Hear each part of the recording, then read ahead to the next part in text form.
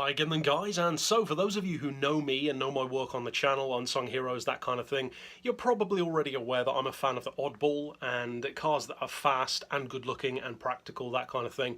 So as I alluded to on Twitter and here on the channel, I've bought a new car. And although I haven't actually sold the Touareg V10 yet, I still love the Touareg V10. Of course, my history with the car was patchy. You can check out that review if you're unaware of what happened there, but incidentally, as you can see, I'm wearing the official Beards and Cars tee of that series, which you can check out right below this video, actually. It's in the pop-up list of merch. But I will be doing a Beards and Cars review of my new car, probably tomorrow on the channel, but today is just the reveal video, so of course, going straight into a review would kind of spoil it. So, without any further ado, this is my new car.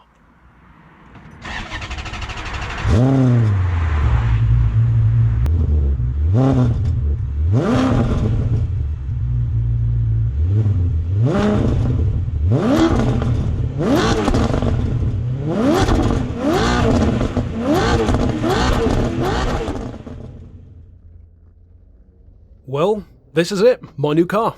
And of course this is my second car now, after the Touareg V10 was my first vehicle.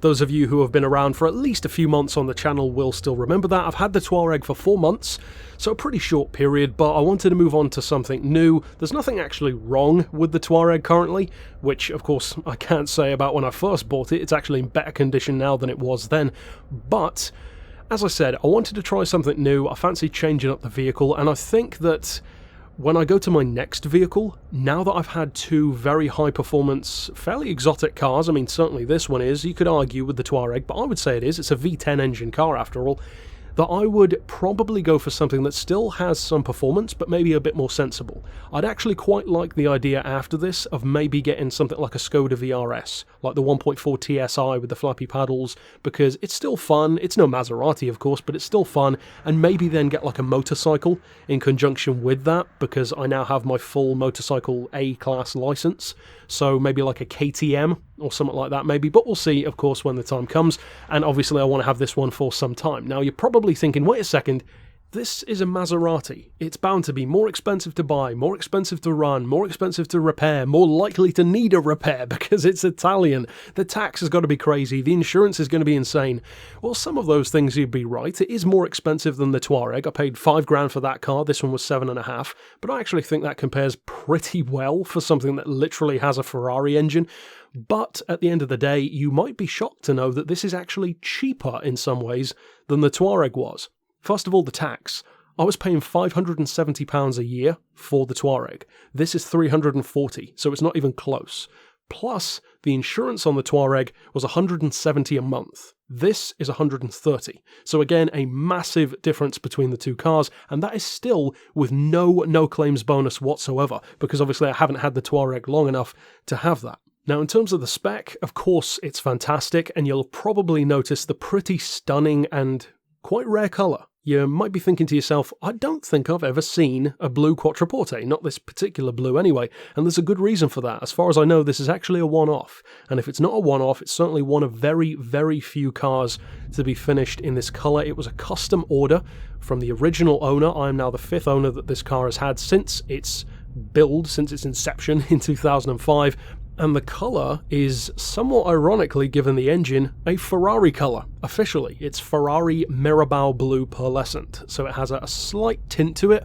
I don't personally think of it as being pearlescent because it's basically just a really nice blue. It's not like it shifts from blue to green or anything like that. It's a very tasteful, very Maserati-esque colour, which I'm kind of surprised they didn't offer anyway, because Maserati's kind of known for the colour blue, blue and white especially, but overall, the spec, of course, is fantastic. It's a detuned F430 engine, 4.2 litre naturally aspirated V8, 400 horsepower. I don't recall what the torque figure is, but obviously it doesn't matter too much because this is over 600 kilos lighter than the Touareg, which was a 2.6 ton car. This, I believe, is just under 2 tons, which again, it's a limo, so that's not too bad. Full leather interior. It's, I believe, grigio is the official interior colour option. It has the leather dashboard with, I think it's aluminium or tungsten trim, something like that, I don't recall, but it's the one that isn't carbon fibre, which I actually prefer. I do not like the carbon fibre as much. I think it looks kind of tacky in a car like this. The rear seats are incredible. I think the rear seats actually look nicer than the front ones, kind of ironically.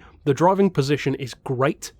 Of course, the first thing that I needed to know back when I was looking at the car before I'd even bought it was, would I even fit in this thing properly? Thankfully I do. I had to lower the seat as far as it can go, recline it back, not like all the way, not like some college kid in his Citroen Saxo, it's still reasonable, but the headroom is actually very good, and I will say that some things about the car actually surprised me compared to the Touareg, in a good way. I find it more comfortable, which really shocked me because this has traditional dampers, speaking of shocks, and the Touareg has, of course, air suspension, so you would think that the Touareg would be better. It's German, it's air suspension, it's got more ground clearance, and yet it's not. It's not more comfortable. I would say, though, that the Touareg's seats might be a little bit more comfortable because the Maserati is kind of more of a, not quite a bucket seat, but it's certainly more form-fitting. It keeps you in place more, so it's not quite as comfortable. But I like them both. They're both comfortable in their own way. You certainly notice more of the bumps in the road in the Touareg, though, which surprised me. The handling is incredible. The steering in particular is so precise, and it's funny because when I was driving the Touareg, and even now when I still drive it before it's actually sold, it feels great. You know, for a big 2.6 ton SUV, it handles like an absolute dream. It's an incredible car. I consider it to be a high performance exotic, because the engine alone certainly is. But then you get into this, and it's not even close. It's kind of like comparing something like a hippo to a panther. You know, a hippo is a serious creature. It may be big and round, but don't mess with it, it'll bite you in half. That's like the Touareg. It's got that sheer power, like 600 pound-feet of torque in its remapped form. The Maserati, though, it's just a totally different animal. It's lighter, it's lower, it's sleeker, it feels wider in its stance, there's no roll through corners whatsoever, and as you could hear, it sounds phenomenal, which isn't too surprising. The only significant downside so far to this Quattroporte compared to the Touareg is, not surprisingly, the fuel. This can peak at 22 miles per gallon, compared to about 35 actually for the Touareg, so for a 5-litre V10, that's actually pretty good. There are not many other cars, especially that's that heavy as well, that can match that, whereas with this, it's pretty much what you'd expect. Around town it drops a little bit, of course, but so far I've averaged around 21, 22, but even then, it drops fast, it really does, so I'm glad that I don't have to commute in this car, and it's actually one of the main reasons why I would consider something like a Skoda VRS as my next car, because it would just be so much more affordable, and at that point I would have already experienced a Maserati, so I wouldn't miss it as much, I don't think. If you know what I mean, you know, I wouldn't constantly be thinking, oh, I wish I had a Maserati, because I already would have had a Maserati by that point, so I've already experienced that and kind of just move on to the next stage. Now, I've said before on the channel, of course, that one of my dream cars in the slightly more affordable bracket, and what I mean by that is like 30 grand or under, which this is no way near, is the Audi Q7 V12 TDI, which I love. That's, ironically enough, kind of a combination of the Quattroporte and the Touareg in some ways. It's got the performance of the Quattroporte, but the practicality and the space and that big monstrous diesel like the Touareg. So there's definitely a pattern here to the cars that I love.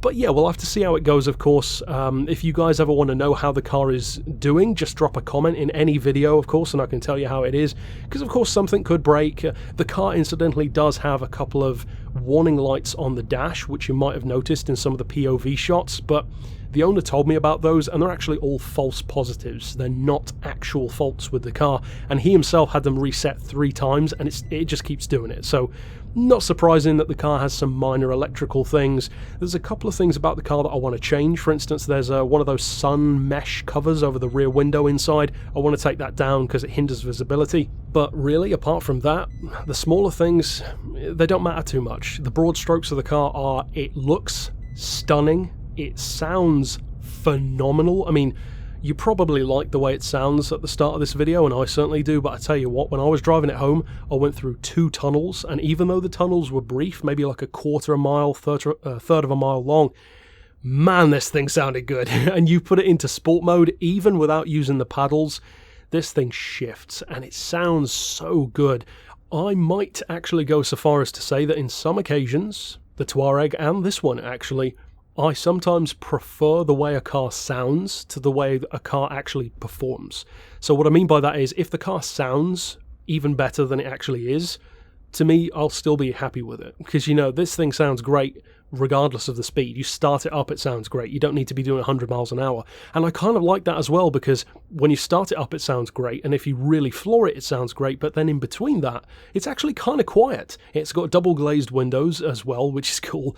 And, you know, it just sounds fairly sedate. It's louder than the Touareg, of course, but it's a pleasant sound. And also it doesn't have the Ferrari factor where people think, oh, it's one of those guys in a Ferrari. Because it's a Maserati, it really is a drivable piece of art, and art requires sacrifice. So sure, the reliability might not be as good, but we'll see how it goes. As I said then, stick around on the channel tomorrow, where I will be doing an official Beards and Cars style review for it.